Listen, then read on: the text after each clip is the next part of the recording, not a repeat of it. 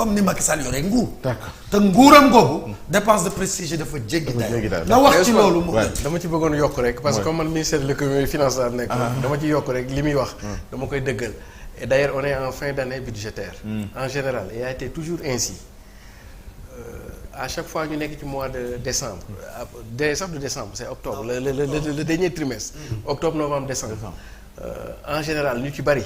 soo amee ay crédits non consommés. waaw état bi daf koy récupérer parce que voilà très bien parce que période bi ci lay état bi di xam est-ce que dinañ am déficit budgétaire loolu duñu ko am ci lay xal yenn dépenses urgentes ak yooyu en général pour tout ce qui est lu tax état bi di koy dagg mooy genre poste budgétaire yi ay loo xam ne mën naa xaar. bu dul investissement waaw da koy dagg bu dee fonctionnement. état da koy dagg te yëpp ci fonctionnement lay nekk. donc état bu ko daggee. C'est normal mu dagg ko du point de vue des règles et des principes budgétaires. moom la déggee ko noonu du ko dégg da koy dagg parce que. day politique pour l'État. bu dee ay fête ou la affaire demee noonu cap aux dépenses d'investissement. yooyu kenn du ko laal nag à 50 de 3 milliards à 55 millions. nañu ko non moom laa la wax ma ne la mais il a ici 3 milliards. il a des milliards. non loolu mënul nekk xamul tax parce que pour la ville de Dakar. rien que rubrique salaire non attention Barth li mu wax il n'est pas allé au bout de la pression xamul tax parce que déjà ville de Dakar la masse salariale. 7 milliards la. dépassé na affaire bi. kon donc mënul am lii soit il y a deux choses dañ ko war a jox fonds de concours ou fonds de dotation attention. du ñaar yëpp benn très bien. bu fekkee état daf ko war a jox fonds de concours loolu état war ko jox fonds de dotation en général mën nañ prévoir temps ñu jox la moins que ça mais mënul wax ni budget parce que budget boobu dañu ko voté mënul wax ni budget boobu déjà montant moom wax noonu ça ne paie même pas le salaire mairie Dakar pendant un mois kooku mënuñu ko jox non soit c'est fonds de dotation ou fonds de concours ou bien mu nekk ay coupe budgétaire mais coupe budgétaire comme noonu mu ko waxee noonu ne léegi mairie Dakar 3 milliards TVA yooyu la si 60 milliards ñu jël 3 milliards xam nga ñaata la 7,5 c'est-à-dire que c'est 0,60 mais dara la c'est 0,0 non ci budget laa wax c'est-à-dire Pape li ma la bëgg a wax mooy ci budget loolu bu ñu ko jëlee ci yow day mel ni 15 il suffit rek nga wàññi sa carburant wàññi sa train de vie pour mën a régler le problème may fàttali nag 7 milliards yi nga xam ne mooy masse salariale mairie bu Dakar yow état acte 3 personnel mairie de Dakar yëpp dem na ci communes yi presque à hauteur de 3 milliards comment Barthélémy a fait pour reconstituer la masse salariale yóbbu ko 7 milliards xam nga mooy lan moo ko indi quota politique mooy ay Guy Marius Sagna yi muy embauché ay kii capitaine Touré bàyyi xale Ndakaaru yi même le directeur xawma lan il n'est pas de Dakar voilà c'est du scandale ce qui se passe c'est-à-dire dañu évoqué question yu bëri benn bi ils ont parlé de collectivité territoriale de manière générale d'abord acte 3 bi mu ñëwee dafa dégraisser les villes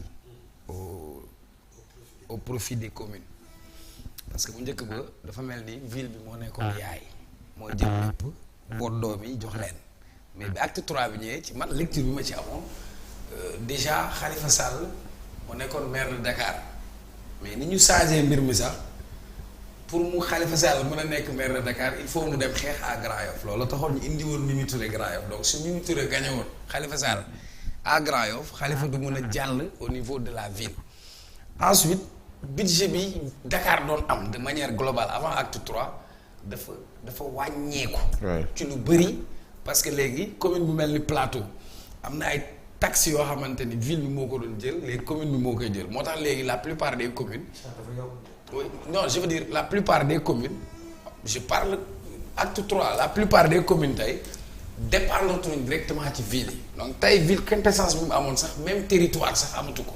tout à fait la ville n'a pas de territoire. tout à fait mais seen budget dafa yokk. waaw mais je veux dire c'est normal xam nga tey am na ay taxes sur la publicité par exemple. c'est les villes qui prenaient ça. mais là c'est les communes qui prennent ça. donc là ku acteur u collectivité territoriale moom mooy wax maintenant bugguma dugg ci considération boobu man je reviens au sujet. parce que ba tey sujet bi mënoo ko tàggali ak mbiru politique. parce que ca tàmbali ga yëfu politique moo indi woon affaire bi ndax ni ko yëfu politique indee woon moo tax je lance toujours message boobu il faut pas que ndaw ñi accepter di nekk chair à canon parce que mbiru politique la tey Ndiaga Diouf xam naa ko on a grandi dans le même quartier ma juumul sax mën nañ bokk fu ñu dëkk benn kër ma xam waajuram aussi parfois daf may romb dama koy yërëm sax parce que tu sens qu'il est dépouillé Ndiaga Diouf plombier papa am nekk plombier xam ko xam seen famille ñu xam ma alors ban contexte lañ nekk 2011 Barth était figure de proue dans le combat contre la candidature de Wade et cetera et ak toute la fougue aussi il faut le dire bii mbir mi di am on a vu sur les vidéos ñu ngi koy wane Barth yor na fetal réel non dama bëgg rek ñu ñëw sur les faits ñu waxtaan Djibril nañu waxtaan rek bi loolu amee man je considère que mënuñu imputer toute la responsabilité à Barth parce que peut-être régime bi fi nekkoon Barth sonal la ne leen mais tey ñan ñoo yebal oto bi indi nit yi foofu on devrait aller plus loin pour xam oto bi kan moo ko yore fu mu jóge war a enquête ku dawal oto bi ku yebal oto bi ku leen fa indi je peux pas parler de légitime défense aussi parce que ki ñu boom dafa wane ginnaaw est-ce que yoroon na ngànnaay bi loolu yëpp c'est à débattre donc pour man nguuru Abdoulaye Wade tëj na Barth yaa ko wax ñu disqualifié fee après nguuru Macky Sall bi mu ñëwee. moo ko disqualifié. waaw nguuru Macky Sall. moo ko disqualifié. yamu ci nguuru Macky Sall moo ko tabb mu nekk député. waaye. ça n'a rien à voir avec la justice. il n'était pas condamné. dama leen a déglu. il n'était pas condamné dama leen déglu c'est-à-dire nguuru Macky Sall moo ko tabb député. mbir mi daw na fukki at. presque n'est-ce pas. bi Barth di nekk ak ñoom ak Khalifa Sall ñu nekk en de bons termes de bons rapports kenn yëngalul woon dossier bi. bi ñu demee ba waroon nañ ci politique si le dossier bi doog a apparaître. tu as raison bi dossier bi apparaître ñu àtte bi ñu àttee Barth moo def recours léegi nag ñu ñëw ci texte yi parce que yónnee laa ko régie bi sax. ñaari mbir moo fi am y a le code général des collectivités territoriales yónnee naa gars yi en son article 135 il parle de la révocation du maire. Vous vous rappelez. de Khalifa Sall Khalifa ça a été Sall le cas. il a perdu son poste de député et de maire. parce que bi ñuy même décret bi ko révoqué article bii la jël. comme référence. léegi man nag teggi comme damay bëgg ay référence parce que yaakaar man maa naa ngi ci jamono jooju sax collectivités suma territoriales yi. juumul Omar Gueye moo nekkoon. oui mais léegi. ministre. parce que il faut nga déglu ma nga xam fu ma bëgg a dem. dafa ne lorsque le maire ou tout autre conseil municipal est condamné pour crime sa révocation est de droit. d'office. Les maires et adjoints après avoir été entendus ou invités à fournir des explications sur les faits qui leur sont reprochés peuvent être suspendus par un arrêté du ministre chargé des collectivités locales pour un moment qui n'excède pas un mois et cetera et cetera maintenant ici. Sànq Djibril daf ko wax on a disqualifié les faits c'est-à-dire nekkatuñu woon ci cadre crime fii lu ñu ko àtte mooy délit mooy coup mortel délit mieux encore bi ñuy def le dialogue politique Grand Siré beaucoup avaient dit que waaw mais gars yi yéen a ngi jaxase affaire yéen a ngi jéewale affaire yi de parce que quand il y a mort d'homme. oui mais on ne peut plus parler de délit. Oui mais man je parle pas de. On est dans l'acte criminel. Mais ça dit que c'est de l'homicide involontaire. Oui. Parce qu'on avait invoqué ce qu'on appelle l'homicide volontaire. Bah peut-être. comprends nga ñoom Barth loolu la ñu waxoon. non c'est léegi ça loolooy fay. après bi ñu dóoree kii bi. juge bi xaw ma procureur bi dàq ko. ne bu doon légitime défense bi ngay wax. kon booy bi bal bi ci kanam gi lay duggee. mais ci ginnaaw donc damay dàq sa légitime défense. et puis li muy wax disqualifié c'est de la requalification juridique. c'est-à-dire que au lieu que ñu toppee ko léegi homicide volontaire c'est de l'homicide involontaire. waaw mais en matière. bu bakkan faatoo moom. on n'est plus dans l'acte délictuel, on est dans l'acte criminel. D'accord, c'est une bonne mais correction. non je veux dire ici ils ont parlé de coup mortel ñu condamné Barth pour 6 mois 6 mois lañ ko condamné. yàgg na sax. bi ñu koy condamné ci ban condition lañ ko condamné ñoom ak nguuru Macky Sall gi ñu àndaloon wax mais man fi ma bëggoon ñëw. dama ne la dama laa génneel article 135 du code général des collectivités territoriales buy wax ci ban cas la ñu révoqué ab maire mu ñàkk postam bu dee on considère que li mu def crime la lii lañ sukkandiku woon ngir xañ Khalifa Sall postam de maire de Ndakaaru lu dëgg fi ma doon daggee mooy ma lay wax bi ñuy ñëw ci dialogue politique bi dañ fi modifier code électoral ñaari articles yi lañ modifier L29 ak L30 L29 boobu ak L30 bi la loi elle a une portée générale elle est impersonnelle beaucoup avaient pensé que ça allait en faveur uniquement de Khalifa Sall et de Karim Wade donc par conséquent même si la Cour suprême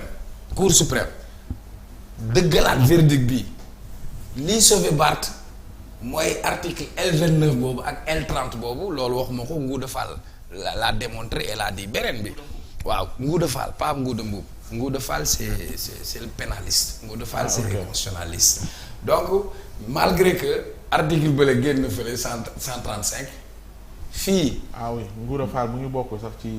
voilà donc ici cabinet wu maire donc ici Barthélémy Dias L29 ak L30 ñëw na pour sauver ko maintenant man li ma si gën a intéressé c'est-à-dire man je ne suis pas là ni pour Barth je ne suis pas là ni pour contre Barth wala ni pour Ndiaga mais tey dama lay wax bakkan moo rot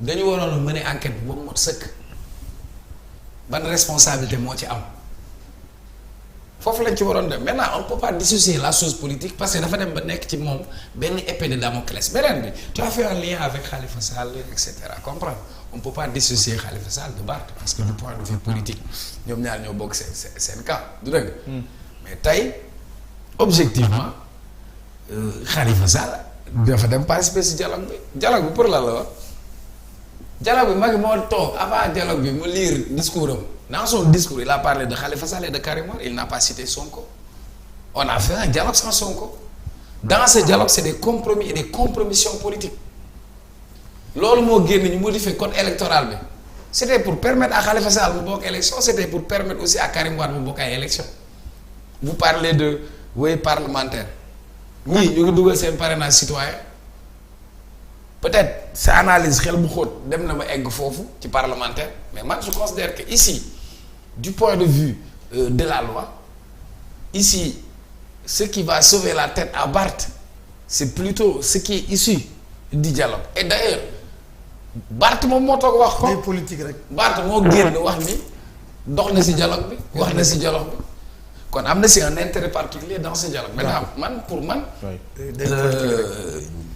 la famille de Ndiaga Diouf tout à fait continue à réclamer justice d'accord et que tey mbir mi àtte bi pour man mënuñu ko féetale rek ci benn jëmm il faut constituer toutes les responsabilités parce que Ndiaga n'est pas tombé du ciel Ndiaga n'est pas venu là-bas par hasard il y a des gens qui ont engagé Ndiaga leur responsabilité elle est engagée et puis le véritable message que je voulais passer c'est à l'endroit de tous les jeunes n'acceptez pas di jouer nekk cher à canon pour personne d'accord parce que bu perte day am yow yaay perte ak sa waa njaboot. oui ci dialogue boobu muy junju sànq am nañu jóg taxaw keroog mu Ndiaye Cissé ONG 3D mu ngi ko doon dëggal ci diggu penc que ni am na ñoo xam jamono ji ñu ngi dox pour luy pousse élection yi ñu waxtaan ba yii yëpp ñu fi junj ak yeneen yu ko nuru. waa Dakar Plateau nee nañ ma amuñu courant depuis ce matin ci beneen niveau. waa Sénégal est-ce que ci toll noonu mën nañoo. xalaat lu ni mel. mais ci jamono ji ñu toll. jàpp naa ni tooñ sénégalais yi tooñ démocratie. tout à fait tooñ calendrier républicain mënul weesu nga taxaw ci digg penc